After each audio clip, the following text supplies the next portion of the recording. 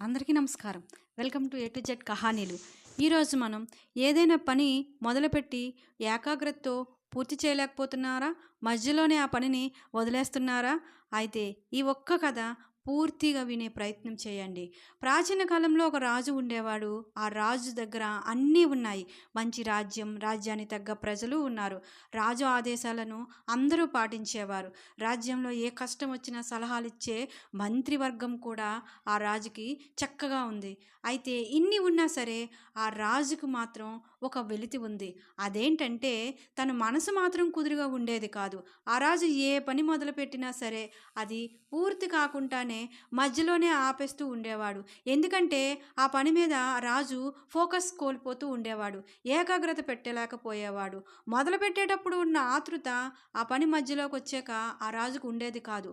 ఈ విషయాన్ని గ్రహించిన రాజు మాత్రం చాలా చింతిస్తూ ఉండేవాడు.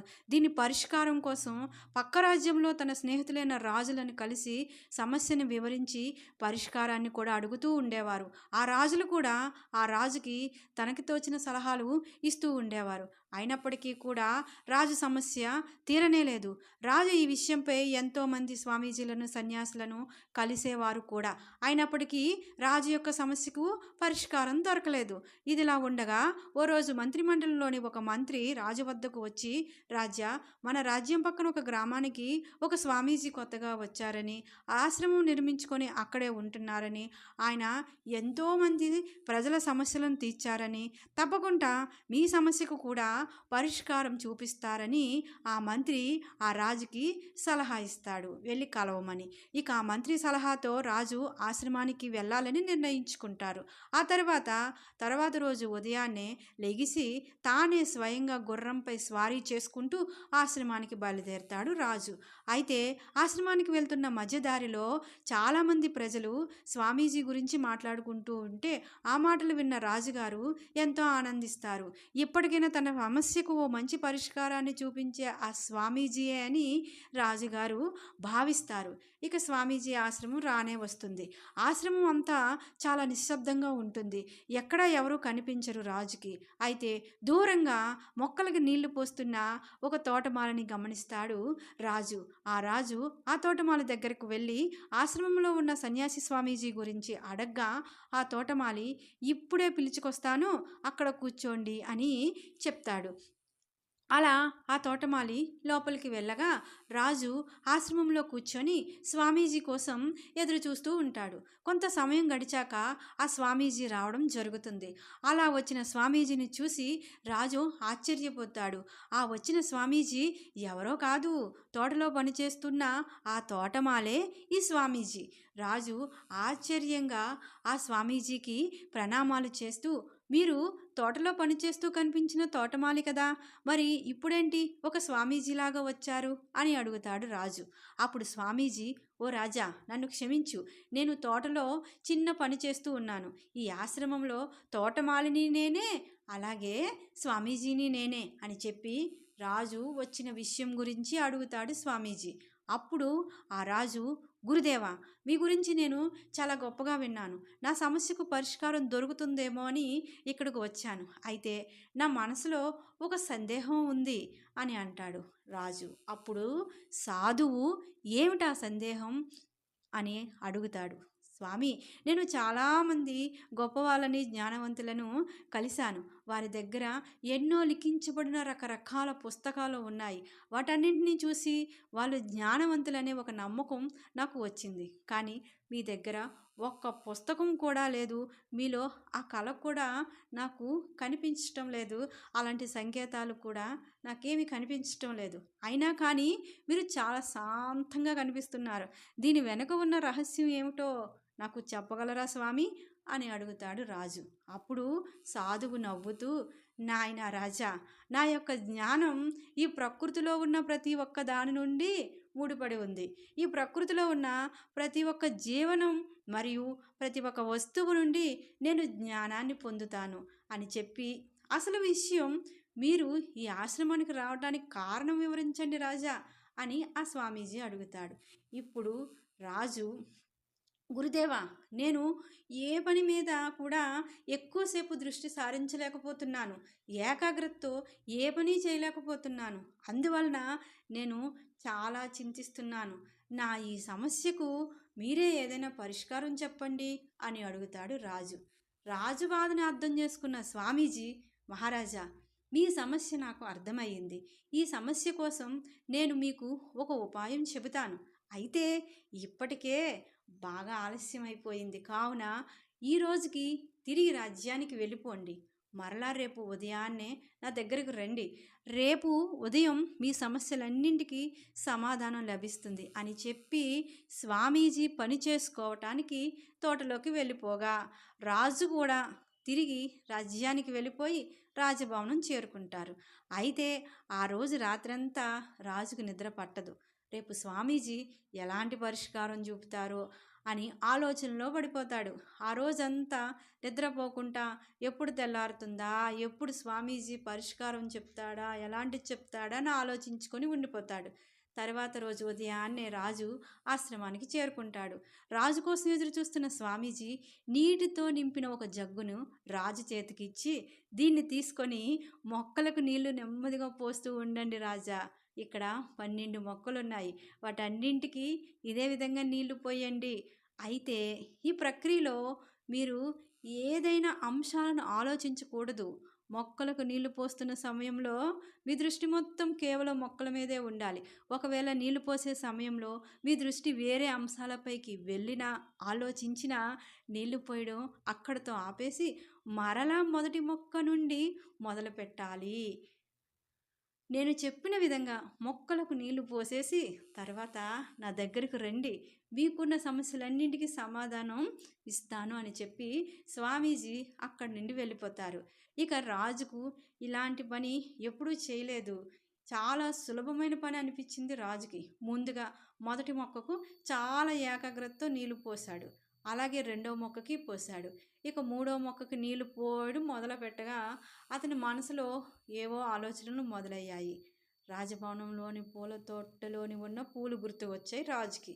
అప్పుడు రాజు మరలా నీళ్లు పోయడం ఆపేసి మొదటి మొక్క నుంచి ప్రారంభించాడు. అలాగా రాజుగారు ఒకటో మొక్క, రెండవ మొక్క, మూడవ మొక్క, నాలుగవ మొక్కకి ఏకాగ్రతతో శ్రద్ధగా నీళ్లు పోశారు.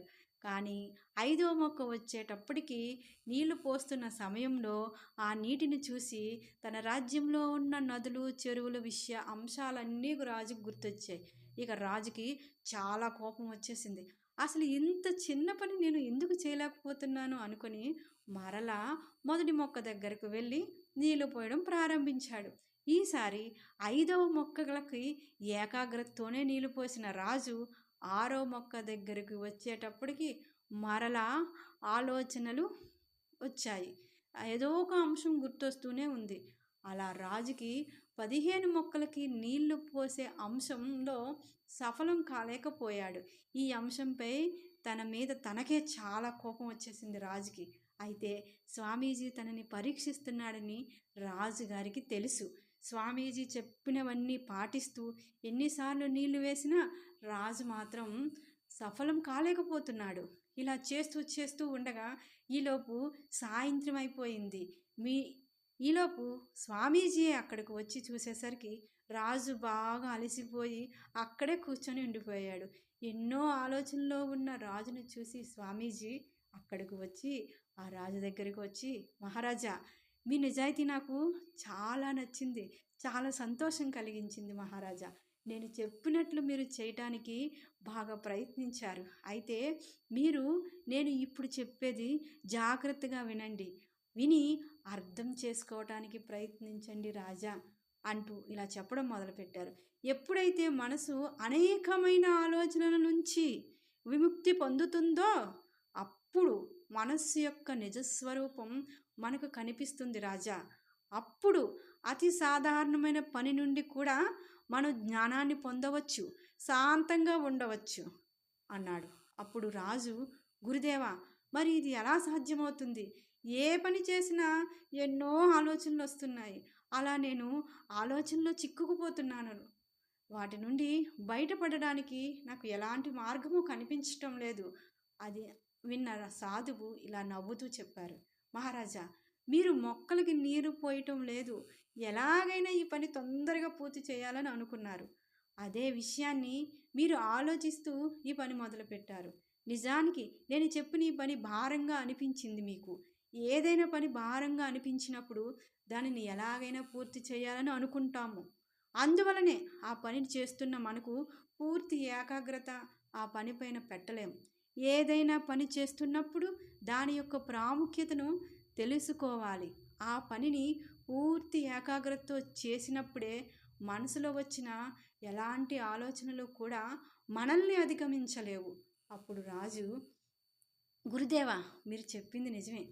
నేను ఎలాగైనా ఈ పనిని పూర్తి చేసి మిమ్మల్ని కలవాలనే అనుకున్నాను. అందువలనే నేను ఈ పనిని పూర్తి చేయలేకపోయాను. ఏకాగ్రత పెట్టలేకపోయాను. ప్రస్తుత సమయంలో ఇలా జీవించటం చాలా కష్టమైన పని. ఇందుకోసం మరి నేను ఏదైనా తపస్సు చేయాలా గురూజీ అని అడిగాడు రాజు అమాయకంగా. అప్పుడు స్వామీజీ, మీరు ఏదైతే మనశ్శాంతిని కోరుకుంటున్నారో అది మీలో ముందు నుంచే ఉంది రాజా. దీనిని బయటికి తేవాలి అంతే. అంటే ఏంటంటే, మీరు శ్వాస మీద ధ్యాస పెట్టాలి. ముందుగా మీరు మీ శ్వాస మీద దృష్టి పెట్టడం నేర్చుకుంటే, ఏ కార్యాన్నైనా మీరు అర్థం చేసుకుంటే, తర్వాత మీరు ఏ పనినైనా పూర్తి ఏకాగ్రతతో చేయగలుగుతారు. అంతేకాదు రాజా, ఏదైనా పని మొదలుపెట్టే ముందు మీరు చుట్టూ ఉన్న పరిసరాలను, వాతావరణాన్ని శ్రద్ధగా గమనించండి. అలా చేయటం వల్ల ఏదైనా ఆలోచనలు ఉన్నా కూడా అవి తొలగిపోతాయి. వర్తమానంలోకి వస్తారు. ఏదైనా కార్యాన్ని తొందరగా పూర్తి చేయాలి అనే ఆలోచనను విడిచిపెట్టేసేయండి. పూర్తి ఏకాగ్రతతో ఆ కార్యాన్ని చేయడానికి ప్రయత్నించండి రాజా. అప్పుడు మీ మనసే చాలా ప్రశాంతంగా ఉంటుంది. అప్పుడు మీ మనసు మీకు సహకరిస్తుంది. మీరు చేసే పనిలో పూర్తిగా విలీనమైపోతారు. అలా కార్యం నుంచి ప్రశాంతత మరియు జ్ఞానాన్ని పొందుతారు. ఇందువల్ల మీ మనసులో ఎలాంటి అనవసరమైన ఆలోచనలు రావు. కర్త మరియు కర్మ రెండు ఒకటైపోతాయి. దీన్ని ఆనందం అంటారు. వర్తమానంలో జీవించటం అంటారు. అయితే ఇదంతా అభ్యాసం చేయటం వలన మాత్రమే సాధ్యమవుతుంది. స్వామీజీ చెప్పిన మాటలు మహారాజుకి బాగా అర్థమయ్యాయి. ఇంకా స్వామీజీకి ప్రణామాలు తెలియచేసుకొని మహారాజు అటు నుంచి తిరిగి రాజ్యానికి వచ్చేశారు. ఇకపై తన దృష్టి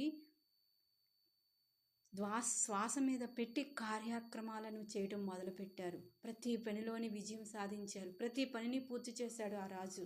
అంతేకాదు, చేసిన ప్రతి చిన్న పెద్ద కార్యం నుంచి, పని నుంచి జ్ఞానాన్ని పొందాడు ఆ రాజు. మీకు ఈ కథ కనుక నచ్చితే ప్లీజ్ ఒక లైక్ చేయండి, కామెంట్ చేయండి, నా ఛానల్ సబ్స్క్రైబ్ చేసుకోండి. విన్న ప్రతి ఒక్కరికి ధన్యవాదాలు.